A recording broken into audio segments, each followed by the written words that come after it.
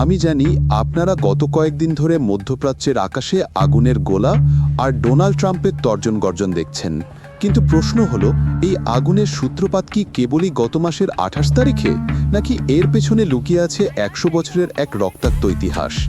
আজ আমরা পর্দার আড়ালের সেই সুতো টেনে দেখাবো সৌদি আরবের রাজতন্ত্র বনাম ইরানের ইসলামিক বিপ্লব, কিভাবে এই দুই পরাশক্তির স্নায়ুযুদ্ধ আজ বিশ্বের বুকে তৃতীয় বিশ্বযুদ্ধের ঘণ্টা বাজাচ্ছে। ১৯৩২ সালে মরুভূমির ধুলো উড়িয়ে যখন সৌদি আরব রাজতন্ত্র প্রতিষ্ঠা করল, তার ঠিক ৬ বছর পর সেখানে মিলল কালো সোনা বা তেলের খনি। রাতারাতি তারা হয়ে উঠল আমেরিকার জানের দোস্ত। ঠিক উল্টো দিকে পারস্য উপসাগরের ওপারে ইরানের গল্পটা ছিল আলাদা। ১৯৫৩ সালে সিআইএ যখন ইরানের জনপ্রিয় প্রধানমন্ত্রী মুসাদেককে সরিয়ে রেজা শাহকে বসালো, তখন থেকেই ইরানিদের মনে পশ্চিমাদের প্রতি একটা চরম ঘৃণা দানা বেঁধেছিল। শাহ চাইছিলেন ইরানকে আমেরিকা বানিয়ে ফেলতে, কিন্তু সাধারণ মানুষ চাইছিল তাদের আত্মপরিচয়। আর ঠিক এখানেই ঘটল সেই বিস্ফোরণ, ১৯৭৯ সালের ইসলামিক বিপ্লব। আয়াতুল্লাহ খোমেনি ক্ষমতায় এসে ঘোষণা করলেন, রাজতন্ত্রই হল ইসলামের শত্রু। এই একটা কথা সৌদি রাজপরিবারের পায়ের নিচের মাটি সরিয়ে দিয়েছিল। তারা ভয় পাচ্ছিল বিপ্লবের এই হাওয়া যদি সৌদি আরবেও ঢুকে পড়ে, সেই যে শুরু হলো প্রভাব বিস্তারের লড়াই, যার বিস্ফল আমরা আজও ভোগ করছি। সুন্নি শিয়া কার্ড ও ইরাক যুদ্ধের ক্ষত। অনেকে ভাবেন এটা কেবল সুন্নি আর শিয়াদের ধর্মীয় দাঙ্গা, কিন্তু ভাই, ভূরাজনীতির হিসেব এত সোজা না। ঐতিহাসিক সত্য হল এই দুই গোষ্ঠী শতাব্দীকাল ধরে পাশাপাশি শান্তিতেই ছিল। এই বিভাজনকে অস্ত্র হিসেবে ব্যবহার করা হয়েছে প্রভাব খাটানোর জন্য। ১৯৮০ সালে সাদ্দাম হোসেন যখন ইরান আক্রমণ করলেন, সৌদি আরব তখন ইরাককে বিলিয়ন বিলিয়ন ডলার আর অস্ত্র দিয়ে সাহায্য করেছিল। কেন? কারণ তারা চাইছিল ইরাক হোক সেই দেয়াল যা ইরানের বিপ্লবকে আটকে রাখবে। ৮ বছরের সেই যুদ্ধে ১০ লাখ মানুষ মারা গেল, আর ইরান এই ধ্বংসযজ্ঞের জন্য সরাসরি সৌদি আরবকে দায়ী করল। সেই যে শত্রুতার বিষবৃক্ষ রোপণ করা হয়েছিল, আজ ডোনাল্ড ট্রাম্প সেই বৃক্ষেই কুড়াল চালিয়েছেন। গত ২৮শে ফেব্রুয়ারি ট্রাম্প এবং ইসরায়েল মিলে খেলেছে শতাব্দীর সবচেয়ে বড় রাজনৈতিক জুয়া। ডোনাল্ড ট্রাম্প এবং ইসরায়েল মিলে যে ইরানের ওপর হামলা চালিয়েছে, তা কেবল একটা সামরিক অভিযান নয়, এটা একটা ভূরাজনৈতিক ভূমিকম্প। আর এটি ছিল মূলত এই ৪০ বছরের জমানো ক্ষোভের চূড়ান্ত বহিঃপ্রকাশ। ইসরায়েলি বিমানবাহিনী খামেনির কম্পাউন্ডে বোমা ফেলে তাকে চিরতরে সরিয়ে দিল। এটাকে আমরা বলছি ডিক্যাপিটেশন স্ট্রাইক। লক্ষ্য করুন, এখানে কেবল একজন নেতাকে মারা হয়নি, বরং ১৯৭৯ সালে শুরু হওয়া সেই বিপ্লবী চেতনার মাথায় আঘাত করা হয়েছে। আমেরিকা প্রথম ৬ দিনে ২,০০০-এরও বেশি এয়ার স্ট্রাইক করেছে। তারা ইরানের নৌবাহিনীকে পঙ্গু করে দিয়েছে, এমনকি শ্রীলঙ্কার উপকূলে থাকা ইরানের ফ্রিগেটকে মার্কিন সাবমেরিন ডুবিয়ে দিয়েছে, যা দ্বিতীয় বিশ্বযুদ্ধের পর এক বিরল ঘটনা। এর জবাবে শুরু হলো অর্থনৈতিক সুইসাইড। ইরান যখন দেখল তাদের অস্তিত্ব হুমকির মুখে, তারা সুইসাইডাল হয়ে উঠল। তারা হামলা করল দুবাইয়ের বুর্জ আল আরব আর পাম জুমেইরাতে। কেন? কারণ দুবাই হল সেই শান্তির দ্বীপ যার ওপর ভিত্তি করে পশ্চিমা বিনিয়োগ চলে। ইরান বুঝিয়ে দিল, আমরা যদি না বাঁচি তবে তোমাদের ব্যবসায়িক জৌলসও থাকবে না। সবচেয়ে বড় ধাক্কা লেগেছে হরমুজ প্রণালীতে বা স্ট্রেইট অফ হরমুজে। পৃথিবীর 33% তেল এখান দিয়ে যায়। ইরান এটা ব্লক করে দেওয়ায় ফলে তেলের দাম এক ধাক্কায় 14% বেড়ে গেছে।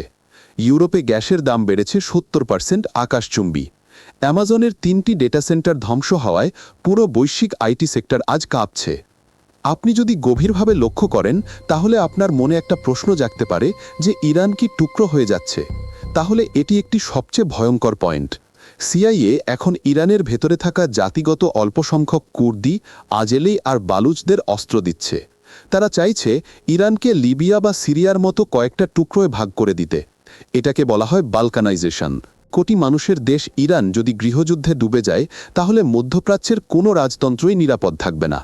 সৌদি আরব আজ হয়তো খুশি হচ্ছে, কিন্তু মনে রাখবেন, প্রতিবেশী পুড়লে নিজের ঘরের দেয়ালও গরম হয়। যুদ্ধের ময়দান কেবল তেহরান বা ইস্পাহানের আকাশেই সীমাবদ্ধ নয়। আসল খেলাটা শুরু হয়েছে ইরানের সীমান্তে। পেন্টাগনের ল্যাবরেটরিতে তৈরি হওয়া এক দীর্ঘমেয়াদী পরিকল্পনা এখন বাস্তবায়িত হচ্ছে। আর সেই পরিকল্পনার নাম ইন্টারনাল ফ্র্যাগমেন্টেশন বা ভেতর থেকে টুকরো করে দেওয়া। আর এই কাজের প্রধান হাতিয়ার হল কুর্দি এবং আজেরি মিলিশিয়ারা। ইরানের উত্তর পশ্চিমে কুর্দিস্তান অঞ্চলে কয়েক দশক ধরে স্বায়ত্তশাসনের দাবি জানিয়ে আসছে কুর্দিরা। কিন্তু এবারের চিত্রটা ভিন্ন।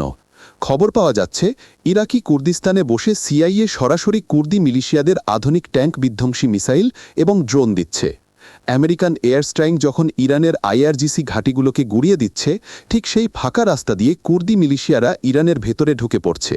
এটি কোনো বিচ্ছিন্ন বিদ্রোহ নয়, এটি একটি সুপরিকল্পিত পদাতিক আক্রমণ।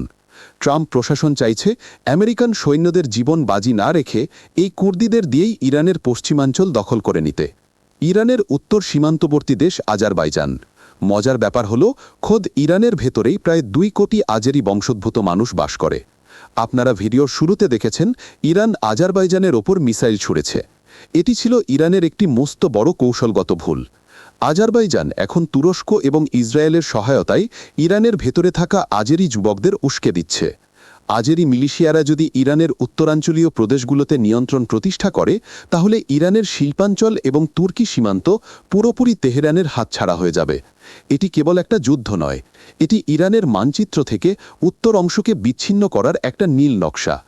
তবে এই কুর্দি, আজেরি, বালুচ আর আরব মিলিশিয়াদের একসাথে ব্যবহার করার অর্থ হল ইরানকে বালকানাইজ করা, অর্থাৎ এক সময়ের শক্তিশালী ইরানকে 5-6টি ছোট ছোট দুর্বল রাষ্ট্রে ভাগ করে ফেলা, ঠিক যেমনটা 90-এর দশকে যুগোস্লাভিয়ার সাথে করা হয়েছিল।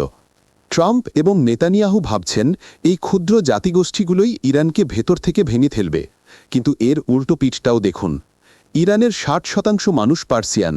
তারা যখন দেখবে যে বিদেশি শক্তির মদদে তাদের দেশ ভাগ হয়ে যাচ্ছে, তখন তারা হয়তো বর্তমান শাসন ব্যবস্থাকে ঘৃণা করা সত্ত্বেও দেশ বাঁচাতে জানবাজি দিয়ে লড়বে। যদি এই মিলিশিয়ারা সফল হয়, তাহলে ইরান কোনো দমতান্ত্রিক রাষ্ট্র হবে না, বরং সিরিয়া বা লিবিয়ার মতো একটি দীর্ঘস্থায়ী জাতিগত দাঙ্গার নরক হয়ে উঠবে। বন্ধুরা, পেন্টাগনের ওয়ার রুমে বসে ড্রোন চালানো আর তেহরানের রাস্তায় দাঁড়িয়ে লড়াই করা দুটো এক জিনিস নয়। আমেরিকা আর ইসরায়েল ভাবছে নেতৃত্বের ওপর আঘাত করলেই ইরানিরা রাস্তায় নেমে আনন্দ মিছিল করবে, কিন্তু ইতিহাস বলছে ভিন্ন কথা। আপনারা জানেন, জানুয়ারি মাসে ইরানিরা তাদের সরকারের বিরুদ্ধে বড় বিদ্রোহ করেছিল, যা নির্মমভাবে দমন করা হয়েছে। মানুষ ক্ষুব্ধ, এটা সত্যি, কিন্তু এখানে একটি সূক্ষ্ম সাইকোলজিক্যাল ফ্যাক্টর আছে। ইরানিরা তাদের সরকারকে অপছন্দ করতে পারে, কিন্তু 1953 সালের সেই সিআইএ অভ্যুত্থানের ইতিহাস তাদের রক্তে মিশে আছে।